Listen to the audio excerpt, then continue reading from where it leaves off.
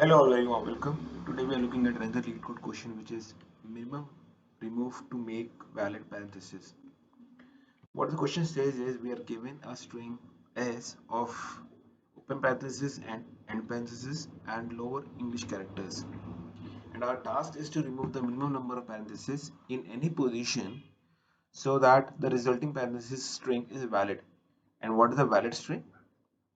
If it is either empty or it contains open parentheses and end parentheses in sync to each other, that means any lower character in between, or it contains only lower character, right? I believe we have done a similar question alongside the same, wherein we kind of looked at whether a given string is a valid parenthesis or not. You can find the link description above.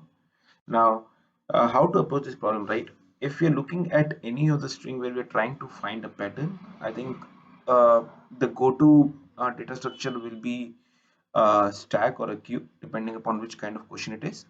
Here in this case, considering we need to always see that okay, if I have an open parenthesis, it should always be accompanied by the end parenthesis.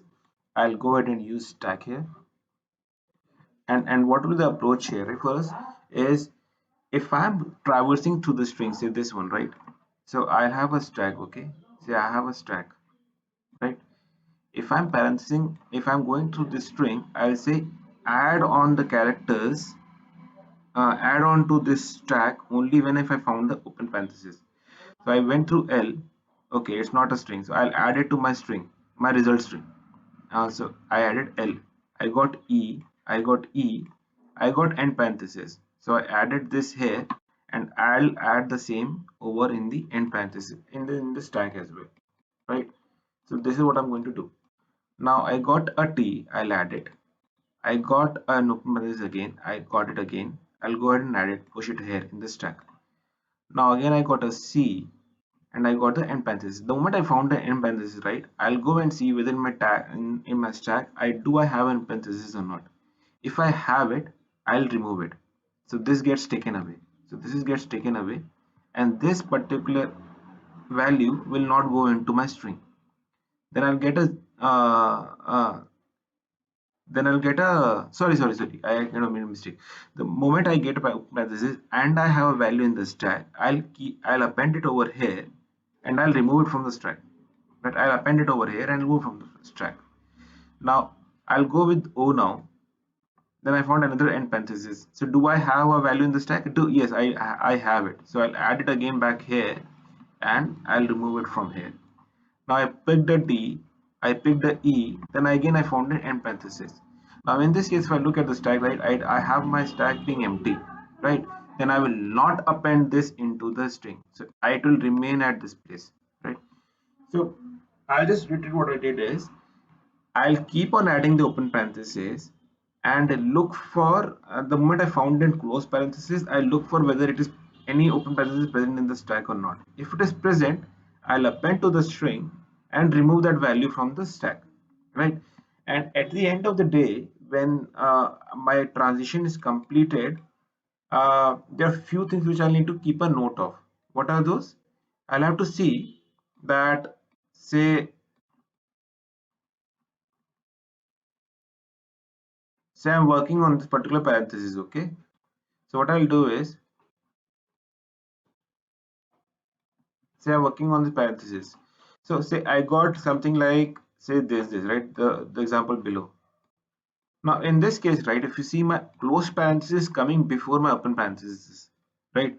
So this anyway starts being, this will anyways be a, you can say an empty string because I don't have any values which are going to follow this pattern because when this comes, right, it has no close parenthesis. So if I traverse through this, right, I got this, I don't have anything in the stack, I'll like skip this. I got this, I don't have anything in the stack, I'll skip this. I got this, I have it in the stack, I'll add it to the stack. I got this, I'll keep added to the stack, right? But I don't have anything after this, right? So this will always be in the stack. Then once my manipulation is complete, I'll go ahead and see, do I have my open parentheses in the stack? If it is present, then look for those indexes, look for the position of these open parentheses and remove them from the string. So ultimately, right, I'll end up removing this from the string, right, and I'll end up returning an empty string, right? I hope you will have kind of got the gist of what we're trying to achieve here. But I think once we write the code down, I think that will be way easier for us to kind of try back. So as I said, let's create a stack. This is my stack. Let me new stack care. Now what we'll do is we'll create a string builder, because we are going to always you can create a string builder, you can create a char array, whichever you want to. Sr is equal to new string builder. Now what I'll do is we have to iterate through each and every character in the string. So I'll say for each char c in s. Now as we discussed earlier, what we'll say is if my c is double equal to n close parenthesis, my stack has value or not. So my stack has a count which is greater than 0 or not, right? If it is there, right? If it is there, so this list, then I'll say my stack dot pop. That means I'll remove that. That means I had a open parenthesis into the stack, and I'll pop it out, and I'll append my this close parenthesis into the string.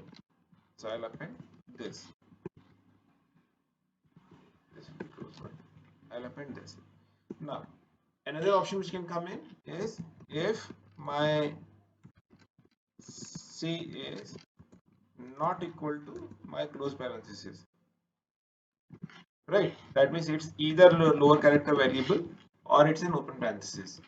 If that happens, I'll straightforward go ahead and append that into the um, stack and into the string builder anyways.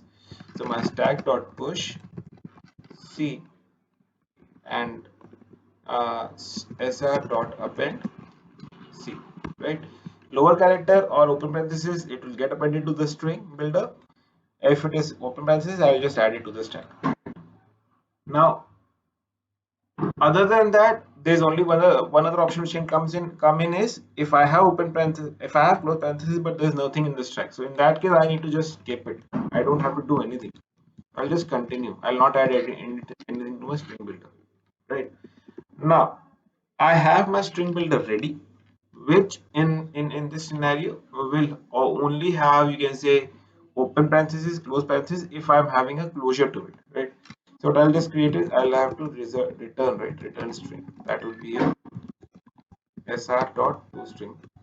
I converted my string builder to a string.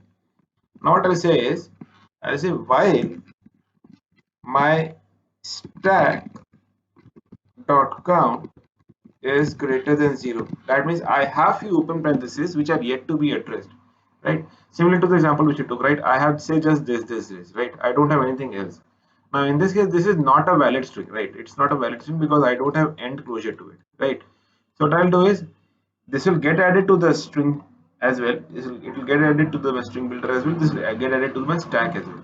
So now I'll go ahead and look for this value, any value which are there in the stack which are still present post pushing and popping.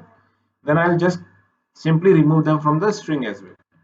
So what I'll say is find my index where I have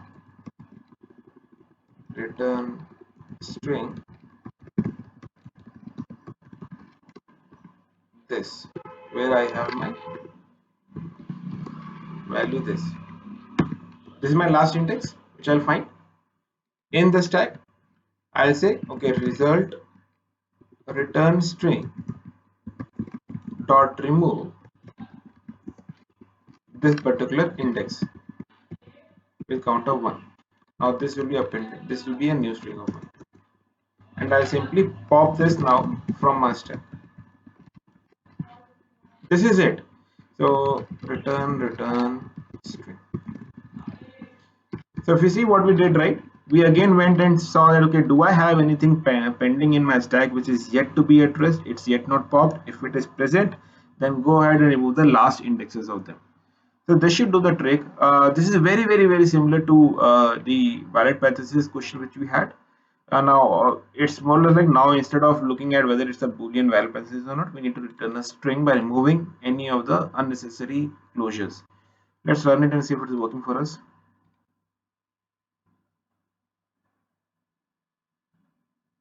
Return string spelling is incorrect. Yeah, let's run it again.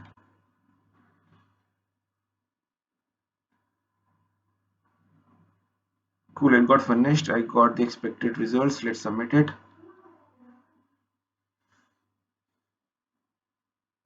It got accepted. So this is it, guys. Talking about time complexity, that will be O of n because you are anyways iterating through the length of the string. So in case again you have any questions, any doubts, please do reach out to me in the comment sections. In case you like this explanation, please do hit the like button. And if you're new to the channel, please do subscribe. Thank you. Thanks a lot.